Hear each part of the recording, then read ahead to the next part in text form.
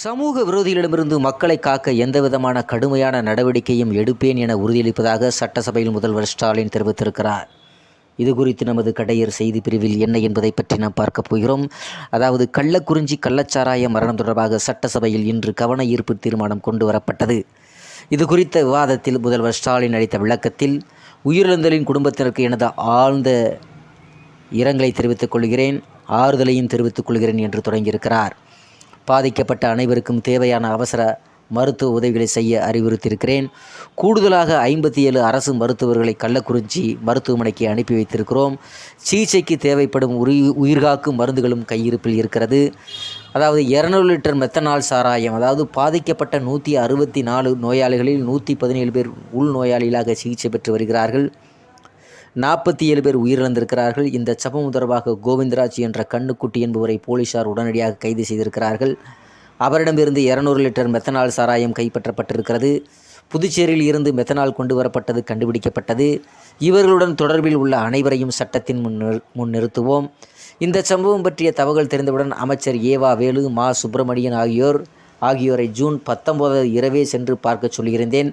நேற்றும் ஜூன் 20 அமைச்சர்கள் குழு நேரில் சென்று ஆய்வு செய்வதுடன் பாதிக்கப்பட்டவர் உயிரிழந்தோர் குடும்பங்களுக்கு ஆறுதல் கூறி நிவாரணம் வழங்கியது வார்த்தைகளால் விவரிக்க முடியாத அளவிற்கு வேதனை அளிக்க இருக்கிற இந்த துயர சம்பவத்தில் உரிய நடவடிக்கையும் எடுக்கப்பட்டு வருகிறது.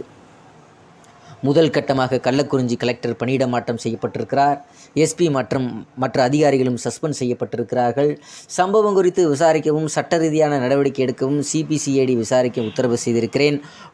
உள்துறை செயலாளர் டிஜிபி ஆகியோர் 2 நாளில் விசாரணை அறிக்கை அளிக்க உத்தரவிட்டிருக்கிறேன். அறிக்கை கிடைத்ததும் உரிய நடவடிக்கை எடுக்கப்பட்டு கடந்த ஆண்டு விழுப்புரத்தில் நடந்த கள்ளச்சாராய இறப்பு சம்பவத்தில் 21 பேர் கைது செய்யப்பட்டு 8 பேர் குண்டர் சட்டத்தில் சிறையில் அடைக்கப்பட்டிருக்கிறார்கள். அதாவது மெத்தனால் தயாரிப்பு மற்றும் பயன்படுத்தப்படும் ஆலைகளின் தணிக்கை செய்ய அதிகாரிகளுக்கு உத்தரவிட்டிருக்கிறேன். கள்ளச்சாராயத்தால் பெற்றோரை இழந்தோருக்கு உயர்கல்வி வரை படிப்பு செலவை அரசே ஏற்கும். பெற்றோர் இருவரையும் இழந்த குழந்தைகளுக்கு 18 வயது பூர்த்தியடையும் வரை பராமரிப்பு தொகையாக மாதம் 5000 ரூபாய் வழங்கப்படும். 5 லட்சம் வைப்பு நிதி வழங்கப்படும். பெற்றோரின் ஒருவரை இழந்த குழந்தைகளுக்கு 3 லட்சம் வைப்பு நிதியாக வழங்கப்படும். ஓடி ஒளிபவன் அல்ல நான். அதாவது நடைபெற்ற சம்பவத்திற்கு முதல்வர் பொறுப்பேற்க வேண்டும் என சிலர் பேசினார்கள். உள்துறையை கவனிப்பவன் என்ற முறையில் நான் மட்டுமல்ல, தமிழகத்தின் முதல்வர் என்ற முறையில் இந்த பிரச்சனையில் ஓடி ஒளிபவன் அல்ல, பொறுப்புடன் பதிலளிப்பவன். அதனால் தான் எடுத்த நடவடிக்கையை பட்டியலிட்டு குற்றவாளிகளை கைது செய்த பிறகே பதிலளிக்கிறேன் என்றார் முதல்வர் ஸ்டாலின். அதிமுக ஆட்சியில் ஏற்பட்ட கள்ளச்சாராய மரணம் பற்றி பட்டியல் என்னிடம் இருக்கிறது. அதை வைத்து அரசியல் பேச விரும்பவில்லை. துயரம் மிகுந்த இந்த சம்பவத்தில் அரசியல் ஆதாயம் தேட வேண்டாம் என கேட்டுக்கொள்கிறேன். சமூக விரோதியிடமிருந்து மக்களை காக்க எந்தவிதமான கடுமையான நடவடிக்கையும் எடுப்பேன் என உறுதியளிக்கிறேன் என்று முதல்வர் ஸ்டாலின் விளக்கமளித்திருக்கிறார். மேலும் துயரம் மிகுந்த இந்த சம்பவத்தை வைத்து அரசியல் ஆதாயம் தேட வேண்டாம் என கேட்டுக்கொள்கிறேன். என்னை பொறுத்தவரை சமூக விரோத சக்திகளிடமிருந்து மக்களை காக்க எந்தவிதமான கடுமையான நடவடிக்கைகளையும் எடுப்பேன் என உறுதியளிக்கிறேன் என்று கள்ளக்குறிச்சி சம்பவம் தொடர்பாக முதல்வர் ஸ்டாலின் சட்டப்பேரவையில் விளக்கம் தந்திருக்கிறார். சட்டப்பேரவையில் கள்ளக்குறிஞ்சி கள்ளச்சாராய விவகாரம் தொடர்பான கவன ஈர்ப்பு தீர்மானங்கள் மீதான விவாதத்துக்கு முதல்வர் ஸ்டாலின் பதிலளித்திருக்கிறார். அதில் கருத்துக்களை தெரிவித்த உறுப்பினர்களுக்கும் நன்றியும். எதிர்க்கட்சி தலைவர் அவைக்குள் இருந்து தனது கருத்துக்களை தெரிவித்திருக்கலாம். அரசியல் காரணங்களுக்காக எடப்பாடி பழனிசாமி அவர்கள் வெளிநடப்பு செய்திருக்கிறார். அவருக்கும் சேர்த்து விவரங்களை இங்கு நான் வழங்குகிறேன். கள்ளச்சாராயம் அருந்தி உயிரிழந்தது வேதனை அளிக்கிறது. அவர்களின் குடும்பங்களுக்கு இரங்கலை தெரிவித்துக் கொள்கிறேன் என்று தெரிவித்திருக்கிறார். மெத்தனால் கலந்த சாராயத்தை அருந்தியதால் பலர் உடல்நலம் பாதிக்கப்பட்டதாக தகவல் கிடைத்தது. உடனடியாக பாதிக்கப்பட்ட அனைவருக்கும் மருத்துவ சிகிச்சை அளிக்க அறிவித்திருக்கிறேன். மேலும் விழுப்புரம், சேலம், திருச்சி, செங்கல்பட்டில் இருந்து 57 மருத்துவர்கள், செவிலியர்கள் கள்ளக்குறிஞ்சி மருத்துவமனைக்கு அனுப்பி வைக்கப்பட்டிருக்கிறார்கள். அரசு மருத்துவமனையில் இதுபோன்ற நிகழ்வுகள் சிகிச்சைக்கு பயன்படுத்தப்படும் உயிர்காக்கும் நிகழ்வுகள் போதுமான அளவில் இருப்பில் வைக்கப்பட்டிருக்கிறது. மருந்துகள் தேவைப்பட்டால் வெளிச்சந்தையில் வாங்கி பயன்படுத்திக் கொள்ள விரும்புகிறார்கள். பயன்படுத்தப்பட்டு வருகிறது. சம்பவத்தில் பாதிக்கப்பட்ட 164 நபர்களில் 117 நபர்கள் உள்நோயாக சிகிச்சை பெற்று வருகிறார்கள். 47 பேர் உயிரிழந்திருக்கிறார்கள். இந்த சம்பவம் தொடர்பாக கோவிந்தராஜ் என்ற கண்ணுக்குட்டி என்பவர் கைது செய்யப்பட்டிருக்கிறார். அவரிடமிருந்து 200 லிட்டர் மெத்தனால் சாராயம் கைப்பற்றப்பட்டிருக்கிறது. மேலும் 3 இதில் கைது செய்யப்பட்டிருக்கிறார்கள். புதுச்சேரியிலிருந்து மெத்தனால் கொண்டு வரப்பட்டதாக விசாரணையில் தெரிய வந்திருக்கிறது. இவர்களோடு தொடர்புடையவர்கள் யாராக இருந்தாலும் அவர்களும் கைது செய்யப்பட்டு சட்டத்தின் முன் நிறுத்தப்படுவார்கள். இந்த சம்பவம் குறித்து எனக்கு தகவல் வந்தவுடன் கள்ளக்குறிச்சி பொறுப்பு அமைச்சரான ஏவா வேலு உள்ளிட்டோர் அங்கு அனுப்பி வைத்து மருத்துவ பணிகளை தீவிரப்படுத்தியிருக்கிறேன். கள்ளச்சாராய மரணங்கள் தொடர்பாக 2 நாளில் அறிக்கை கொடுக்க சொல்லியிருக்கிறேன்.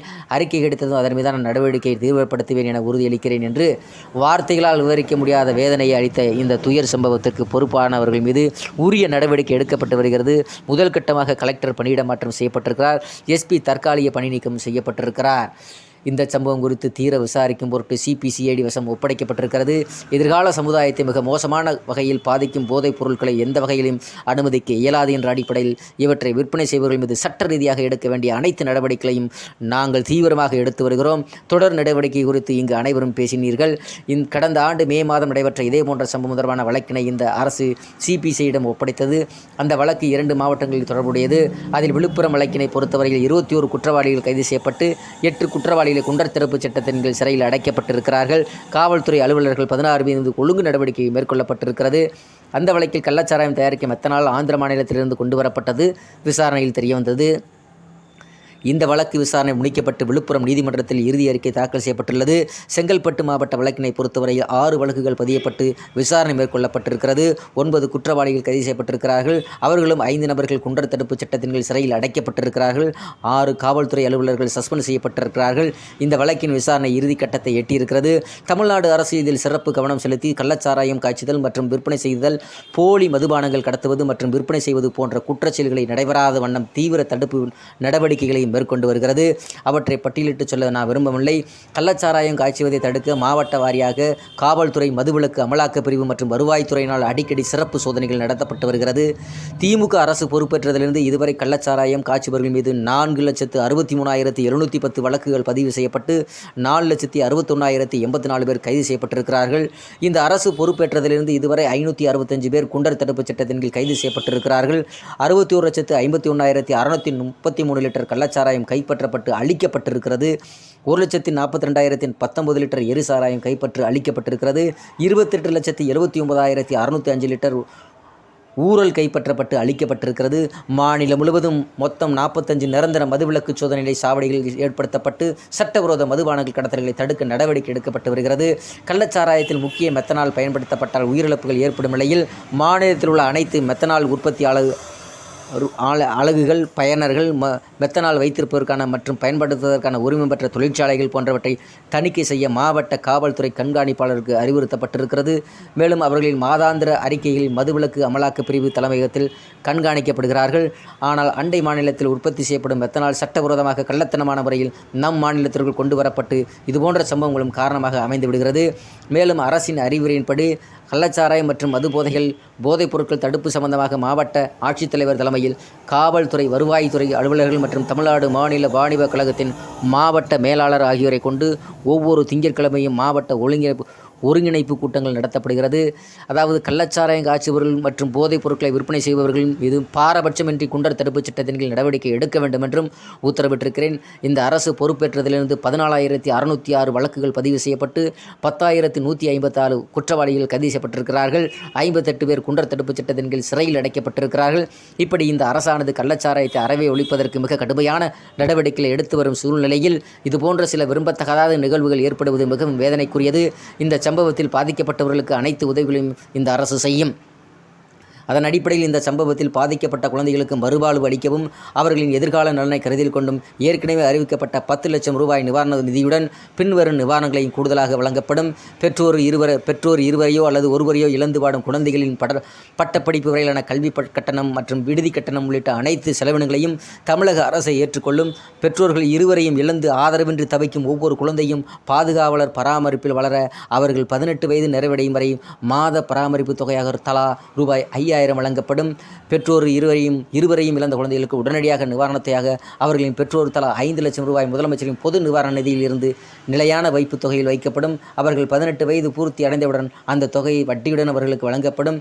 பெற்றோர் இருவரில் ஒருவரை இழந்து வாடும் குழந்தைகளுக்கு தலா 3 லட்சம் ரூபாய் முதலமைச்சரின் பொது நிவாரண நிதியிலிருந்து வழங்கப்படும். பெற்றோர் இருவரையோ அல்லது ஒருவரையோ இழந்து வாடும் குழந்தைகளுக்கு அரசின் அனைத்து நலத்திட்ட உதவிகளையும் முன்னுரிமை வழங்கப்படும். பெற்றோரை இழந்த குழந்தைகள் அவர்களது விருப்பத்தின் பேரில் அரசு மற்றும் அரசு நிதி உதவி பெறும் இல்லங்கள் மற்றும் விடுதிகளில் சேர்க்கப்படுவர். மேலும் இதுபோன்ற சம்பவங்கள் மீண்டும் நிகழாத வண்ணம் அரசு மேற்கொள்ள வேண்டிய நடவடிக்கைகள் குறித்து ஆலோசனைகள் வழங்கவும், கள்ளக்குறிச்சி சம்பவம் குறித்து ஒரு விரிவான விசாரணை மேற்கொள்ளவும் ஓய்வு பெற்ற உயர்நீதிமன்ற நீதியரசர் கோகுல்தாஸ் தலைமையில் ஒரு நபர் ஆணையம் அமைத்திடவும் உத்தரவு செய்திருக்கிறது. இந்த ஆணையம் இதுகுறித்து முழுமையான விசாரித்து தனது பரிந்துரைகளை 3 மாதத்துக்குள் வழங்கும். அதன் அடிப்படையில் இந்த அரசு உரிய நடவடிக்கைகள் மேற்கொள்ளும் என்பதை தெரிவித்துக் கொள்கிறேன். நடைபெற்ற சம்பவத்திற்கு முதலமைச்சர் பொறுப்பேற்க வேண்டும் என்று இங்கு பேசினார்கள். உள்துறையை கவனிப்பவன் என்ற முறையில் மட்டுமல்ல, தமிழகத்தில் முதலமைச்சர் என்ற முறையில் எந்த பிரச்சனையில் இருந்து ஓடி ஒளிபவன் நான் பொறுப்பை உணர்ந்தவன் தான், ஒளிபவன் அல்ல. நான் பொறுப்பை உணர்ந்தால்தான் பொறுப்புடன் பதிலளித்துக் கொண்டிருக்கிறேன். எடுத்த நடவடிக்கைகளையும் பட்டியலிடுகிறேன். குற்றவாளிகளை கைது செய்துவிட்டுத்தான் உங்களுக்கு பதிலளிக்கிறேன். திறந்த மனதோடு இரும்பு கரம் கொண்டு குற்றம் புரிந்தவர்களை அடக்கி வருகிறேன். எதிர்க்கட்சி ஆட்சியில் இருந்த காலத்தில் போதைப் பொருட்கள் விவகாரத்தில் அமைச்சர்கள், உயர் காவல்துறை அதிகாரிகள் ஈடுபட்டு விசாரிக்கப்பட்டு அந்த வழக்கு நீதிமன்றத்திலும் இருக்கிறது என்பதை நாட்டு மக்கள் மறந்திடவில்லை. அதிமுக ஆட்சி காலத்தில் ஏற்பட்ட கள்ளச்சாராய மரணங்கள் பற்றிய பட்டியல் என் கையில் இருக்கிறது.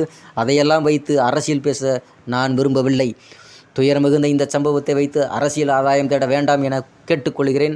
என்னை பொறுத்தவரை சமூக விரோத சக்திகளிடமிருந்து மக்களை காக்க எந்தவிதமான கடுமையான நடவடிக்கைகளையும் எடுப்பேன் என உறுதியளிக்கிறேன் என்று நமது தமிழ்நாடு முதலமைச்சர் மு.க. ஸ்டாலின் அவர்கள் இன்று நடந்த சட்டசபை கூட்டத்தொடரில் பேசியிருக்கிறார் என்பது குறித்து நமது கடையீர் டிவி சார்பாக பொதுமக்களின் கவனத்திற்கு கொண்டு செல்வோம். கள்ளக்குறிச்சி சம்பவம் தொடர்பாக இங்கு பேசிய மாண்புமிகு உறுப்பினர்கள் இப்பொருள் குறித்து தங்கள் கருத்துக்களை பதிவு செய்ததோடு அரசுக்கும் பல ஆக்கப்பூர்வமான கருத்துக்களையும் தெரிவித்தனர். அவர்களுக்கு என்னுடைய நன்றியை நான் தெரிவித்துக் கொள்கிறேன். அரசு நிச்சயமாக அதை கவனத்திலே ஏற்றுக்கொண்டிருக்கிறது. மாண்புமிகு எதிர்க்கட்சி தலைவர் அவர்களும் வெளிநடப்பு செய்யாமல் அவைக்குள் இருந்து தன் கருத்துக்களை பதிவு செய்திருக்கலாம். ஆனால் ஏனோ அதனை செய்யாமல் இது போன்ற ஒரு முக்கியமான பிரச்சனையிலும் அரசியல் காரணங்களுக்காக கட்சியினோடு வெளியே சென்று விட்டார். அவருக்கும் சேர்த்தே நான் பின்வரும் விவரங்களை தங்கள் வாயிலாக இந்த பேரவைக்கு தெரிவிக்க விரும்புகிறேன். அதாவது கடந்த 19/6/2024 அன்று கள்ளக்குறிச்சி மாவட்டம் கள்ளக்குறிச்சி வட்டத்தில் கருணாபுரத்தை சார்ந்த 47 நபர்கள் மெத்தனால் கலந்த விஷசாராயம் அருந்திய காரணத்தினால் உடல்நிலை கடுமையாக பாதிக்கப்பட்டு உயிரிழந்த மிகவும் துயரமான சம்பவம். அது குறித்து உங்களைப் போலவே நானும் மிகுந்த வேதனையும் வருத்தமும் அடைகிறேன். அது தொடர்பாக நேற்றைய தினம் இந்த பேரவையில் உயிரிழந்தவர்களுக்கு அஞ்சலியும் செலுத்தியிருக்கிறோம். இறந்து போன உயிர்களுக்கு எனது ஆழ்ந்த இரங்கலை நான் தெரிவித்துக் கொள்கிறேன். உறவினர்களை இழந்து வாடும் குடும்பத்தினருக்கு எனது ஆறுதலையும் தெரிவித்துக் கொள்கிறேன். இந்த சம்பவம் குறித்து பல்வேறு கருத்துக்கள் இந்த அவையில் தெரிவிக்கப்பட்டிருக்கக்கூடிய நிலையில மாண்புமிகு பேரவைத் தலைவருடைய அனுமதியோடு சில விவரங்களை இந்த அவைக்கு தெரிவிக்க விரும்புகிறேன். கள்ளக்குறிச்சி மாவட்டத்தில் நேற்று முன்தினம் நடைபெற்ற கருணாபுரம் சம்பவத்தை பொறுத்தமட்டில் காவல்துறை மற்றும் வருவாய்த்துறையினர் மேற்கொண்ட முதற்கட்ட விசாரணையில் மெத்தனால் கலந்த சாராயத்தை அருந்தியதால் பலர் உடல்நிலை பாதிக்கப்பட்டுள்ளனர் என்ற தகவல் கிடைத்தது. உடனடியாக பாதிக்கப்பட்ட அனைவருக்கும் தேவையான அவசர மருத்துவ உதவிகளை செய்திட அறிவுறுத்தினேன். மருத்துவ பணிகளை விரைவுபடுத்திட கூடுதலாக 57 அரசு மருத்துவர்கள் விழுப்புரம், சேலம், திருச்சி, திருவண்ணாமலை, செங்கல்பட்டு ஆகிய மாவட்டங்களிலிருந்து கள்ளக்குறிச்சி மருத்துவமனைக்கு அனுப்பி வைக்கப்பட்டனர். போதுமான செவிலியர்களும் மற்றும் தொழில்நுட்ப பணியாளர்களும் அங்கு அனுப்பி வைக்கப்பட்டனர். கள்ளக்குறிச்சி அரசு மருத்துவமனையில் ஏற்கனவே உள்ள 161 மருத்துவர்களோடு இவர்களும் அங்கு இணைந்து பணியாற்றி வருகிறார்கள். அரசு மருத்துவமனைகளில் இதுபோன்ற நிகழ்வுகளில் சிகிச்சைக்கு பயன்படுத்தக்கூடிய உயிர்காக்கும் மருந்துகள் அனைத்தும் போதுமான அளவில் இருப்பில் வைக்கப்பட்டுள்ளன. தேவைப்படும் இடங்களில் பாதிக்கப்பட்டவரின் உயிர்களை காத்திடும் பொருட்டு அவை விலை சந்தையில் வாங்கியும் பயன்படுத்தப்பட்டு வருகிறது என்பதை தெரிவித்துக் கொள்கிறேன். இந்த மருத்துவ பணிகளை ஒருங்கிணைத்திட தமிழ்நாடு சுகாதார திட்ட இயக்குனர் அவர்களும் மருத்துவ கல்வி இயக்குனர் அவர்களும் முன்பே அங்கு அனுப்பி வைக்கப்பட்டிருக்கிறார்கள். இந்த சம்பவத்தில் பாதிக்கப்பட்ட 164 நபர்களில் 117 நபர்கள் உள்நோயாளிகளாக சிகிச்சை பெற்று வருகின்றனர். 47 நபர்கள் சிகிச்சை பலனின்றி உயிரிழந்திருக்கிறார்கள். தற்போது 66 நபர்கள் கள்ளக்குறிச்சி அரசு மருத்துவக் கல்லூரி மருத்துவமனையிலும், 32 நபர்கள் சேலம் அரசு மருத்துவக் கல்லூரி மருத்துவமனையிலும், 2 நபர்கள் விழுப்புரம் அரசு மருத்துவக் கல்லூரி மருத்துவமனையிலும், 16 நபர்கள் புதுச்சேரி ஜிப்மர் மருத்துவமனையிலும் சிகிச்சை பெற்று வருகிறார்கள். இந்த சம்பவம் தொடர்பாக கோவிந்தராஜ் என்கிற கண்ணுக்குட்டி என்பவர் காவல்துறையினரால் உடனடியாக கைது செய்யப்பட்டிருக்கிறார். அவரிடமிருந்து 200 லிட்டர் மெத்தனால் சாராயம் கைப்பற்றப்பட்டுள்ளது. மேலும் இந்த சம்பவத்தில் தொடர்புடைய தாமோதரன், மதன், விஜயா, கணவன் பெயர் கோவிந்தராஜ் ஆகிய 3 நபர்களும் கைது செய்யப்பட்டிருக்கிறார்கள். புதுச்சேரியிலிருந்து மெத்தனால் கொண்டு வரப்பட்டுள்ளதும் கண்டுபிடிக்கப்பட்டுள்ளது. இவர்களோடு தொடர்புடையவர்கள் யாராக இருந்தாலும் அவர்களையும் பிடித்து சட்டத்தின் முன் நிறுத்துவோம் என்பதை இந்த பேரவைக்கு நான் தெரிவித்துக் கொள்கிறேன். இந்த சம்பவம் பற்றிய தகவல் எனக்கு தெரிந்தவுடன் கள்ளக்குறிச்சி மாவட்டத்தின் பொறுப்பு அமைச்சரான மாண்புமிகு திரு ஏவா வேலு மற்றும் மருத்துவம் மற்றும் மக்கள் நல்வாழ்வுத்துறை அமைச்சர் திரு மா சுப்பிரமணியம் ஆகியோரை உடனடியாக கள்ளக்குறிச்சி மருத்துவ கல்லூரி மருத்துவமனைக்கு சென்று சிகிச்சை பெற்று வரும் நபர்களுக்கு தேவையான அனைத்து உதவிகளையும் செய்வதற்கு உத்தரவிட்டேன். அவர்களும் 19 இரவே அங்கு நேரில் சென்று அந்த பணிகளை மேற்கொண்டனர். இது தொடர்பாக 20 காலையிலே ஆய்வுக் கூட்டத்தை உயரதிகாரிகளோடு நடத்தினேன். அதனை அடுத்து அமைச்சர்கள் ஏவா வேலு, உதயநிதி, மா சுப்பிரமணியன் ஆகிய 3 மீண்டும் கள்ளக்குறிச்சிக்கு அனுப்பி வைத்தேன். அவர்களும் கள்ளக்குறிச்சிக்கு சென்று பாதிக்கப்பட்ட மக்களை சந்தித்து ஆறுதல் தெரிவித்து அரசு அறிவித்த தலா 10 லட்சம் ரூபாய் நிவாரண உதவியை வழங்கினார்கள். மருத்துவமனையில் சிகிச்சை பெற்று வருபவர்களுக்கு 50,000 ரூபாய் வழங்கப்பட உள்ளது. அமைச்சர்கள் மட்டுமல்லாமல் உள்துறை செயலாளரையும் டிஜிபியையும் நேரில் செல்ல உத்தரவிட்டிருந்தேன். அவர்களை 2 நாளில் விசாரணை அறிக்கையை கொடுக்க சொல்லியிருக்கிறேன். அந்த அறிக்கை கிடைத்ததும் அதன் மீதான நடவடிக்கைகளை துரிதப்படுத்துவேன் என உறுதி அளிக்கிறேன்.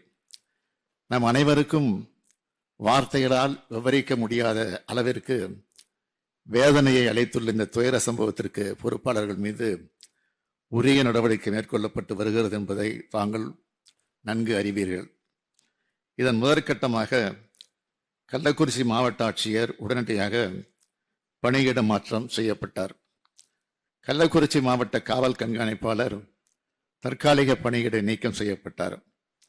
மதுவிலக்கு அமலாக்க பிரிவை சார்ந்த காவல் துணை கண்காணிப்பாளர், கள்ளக்குறிச்சி மதுவிலக்கு அமலாக்க பிரிவு காவல்நிலை ஆய்வாளர், திருக்கோவிலூர் மதுவிலக்கு அமலாக்க பிரிவு காவல்நிலை ஆய்வாளர், திருக்கோவிலூர் உதவி காவல் ஆய்வாளர், திருக்கோவிலூர் சட்டம் ஒழுங்கு காவல்நிலை ஆய்வாளர், உதவி ஆய்வாளர், காவல்நிலை எழுத்தர், சிறப்பு காவல் உதவி ஆய்வாளர், திருக்கோவிலூர் காவல் நிலைய துணை கண்காணிப்பாளர் ஆகியோரும் தற்காலிக பணியிட நீக்கம் செய்யப்பட்டனர்.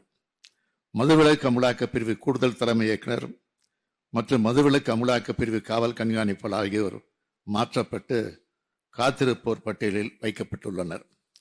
இந்த சம்பவம் குறித்து தீர விசாரிக்கவும் அதன் அடிப்படையில் சட்ட ரீதியான நடவடிக்கை மேற்கொள்ளவும் இந்த வழக்கினை உடனடியாக சிபிசிஐடி வசம் ஒப்படைக்க உத்தரவிட்டேன். அதனைத் தொடர்ந்து சிபிசிஐடியும் ஐஜியும் நேரில் சென்று விசாரணையை தொடங்கியிருக்கிறார்கள். எதிர்கால சமுதாயத்தை மிக மோசமான வகையில் பாதிக்கும் போதைப் பொருட்களை எந்த வகையிலும் அனுமதிக்க இயலாது என்ற அடிப்படையில் இவற்றை விற்பனை செய்பவர்கள் மீது சட்ட ரீதியாக எடுக்க வேண்டிய அனைத்து நடவடிக்கைகளையும் நாங்கள் தீவிரமாக எடுத்து வருகிறோம். இந்த சம்பவத்தில் பாதிக்கப்பட்டவர்களுக்கு அனைத்து உதவிகளையும் இந்த அரசு செய்யும்.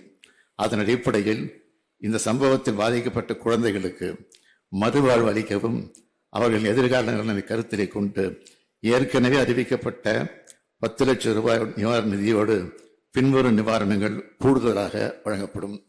பெற்றோர் இருவரையோ அல்லது ஒருவரையோ இழந்து வாடும் குழந்தைகளின் பட்டப்படிப்பு வரையிலான கல்வி கட்டணம் மற்றும் விடுதி கட்டணம் உள்ளிட்ட அனைத்து செலவினங்களையும் தமிழ்நாடு அரசு ஏற்றுக்கொள்ளும். பெற்றோர் இருவரையும் இழந்து ஆதரவின்றி தவிக்கும் ஒவ்வொரு குழந்தையும் பாதுகாவலர் பராமரிப்பு வளர அவர்கள் 18 வயது நிறைவடையும் வரை மாத பராமரிப்பு தொகையாக தலா 5000 ரூபாய் வழங்கப்படும். பெற்றோர் இருவரையும் இழந்த குழந்தைகளுக்கு உடனடி நிவாரண தொகையாக அவர்களின் பெயரில் தலா 5 லட்சம் ரூபாய் முதலமைச்சரின் பொது நிவாரணத்திலிருந்து நிலையான வைப்பு தொகையில் வைக்கப்படும். அவர்கள் 18 வயது பூர்த்தி அடைந்தவுடன் அந்த தொகை வட்டியோடு அவர்களுக்கு வழங்கப்படும். பெற்றோர் இருவரில் ஒருவரை இழந்து வாடும் குழந்தைகளுக்கு தலா 3 லட்சம் ரூபாய் முதலமைச்சரின் பொது நிவாரணத்திலிருந்து வழங்கப்படும். பெற்றோர் இருவரையோ அல்லது ஒருவரையோ இழந்து வாடும் குழந்தைகளுக்கு அரசின் அனைத்து நலத்திட்ட உதவிகளையும் முன்னுரிமை வழங்கப்படும். பெற்றோரை இழந்த குழந்தைகள் அவர்கள் விருப்பத்தின் பேரில் அரசு மற்றும் அரசு நிதியுதவி பெறும் இல்லங்கள் மற்றும் விடுதிகளில் சேர்க்கப்படுவர். மேலும் இது போன்ற சம்பவங்கள் மீண்டும் நிகழா வண்ணம் அரசு மேற்கொள்ள வேண்டிய நடவடிக்கைகள் குறித்து ஆலோசனைகளை வழங்கவும், கள்ளக்குறிச்சி சம்பவம் குறித்து ஒரு விரிவான விசாரணை மேற்கொள்ள ஓய்வு பெற்ற உயர்நீதிமன்ற நீதியரசர் திரு கோகுல்தாஸ் அவர்கள் தலைமையில் ஒரு நபர் ஆணையம் அமைத்திடவும் உத்தரவிடப்பட்டுள்ளது. இந்த ஆணையம் இது குறித்து முழுமையாக விசாரித்து தனது பரிந்துரைகளை 3 மாதங்களுக்குள் வழங்கும். அதன் அடிப்படையில் இந்த அரசு உரிய நடவடிக்கைகள் மேற்கொள்ளும் என்று தெரிவித்துக் கொள்கிறேன். நடைபெற்ற சம்பவத்துக்கு முதலமைச்சர் பொறுப்பேற்க வேண்டும் என்று இங்கு பேசினார்கள். உள்துறையை கவனிப்பவன் என்ற முறையில் மட்டுமல்ல, தமிழ்நாட்டின் முதலமைச்சர் என்ற முறையில் இந்த பிரச்சனையில் இருந்து நான் ஓடி ஒளிவப்பன் அல்ல, பொறுப்பை உணர்ந்ததற்காக தான் பொறுப்போடு பதிலளித்துக் கொண்டிருக்கிறேன். எடுத்த நடவடிக்கைகளையும் பட்டியலிட்டிருக்கிறேன். குற்றவாளிகளை கைது செய்துவிட்டு தான் உங்களுக்கு பதிலளித்திருக்கிறேன். திறந்த மனதோடு இரும்பு கரங்கொண்டு குற்றம் புரிந்தவர்களை அடக்கி வருகிறேன். எதிர்க்கட்சி ஆட்சியில் இருந்த காலத்தில் போதைப் பொருள் விவகாரத்தில் அமைச்சர்கள், உயர் காவல்துறை அதிகாரிகள் ஈடுபட்டு விசாரிக்கப்பட்டு அந்த வழக்கு நீதிமன்றத்திலும் இருக்கிறது என்பதை நாட்டு மக்கள் மறந்துவிடவில்லை. அதிமுக ஆட்சி காலத்தில் ஏற்பட்ட கள்ளச்சாராய மரணங்கள் பற்றிய பட்டியல் என் கையில் இருக்கிறது. அதையெல்லாம் வைத்து அரசியல் பேச நான் விரும்பவில்லை. துயரம் எழுந்த இந்த சம்பவத்தை அரசியல் ஆதாயம் தேட வேண்டாம் என்று கேட்டுக்கொள்கிறேன். என்னை பொறுத்தவரை சமூக விரோத சக்திகளிடமிருந்து மக்களை காக்க எந்த விதமான கடுமையான நடவடிக்கைகளை எடுப்பேன் என உறுதி அளிக்கிறேன். வணக்கம்.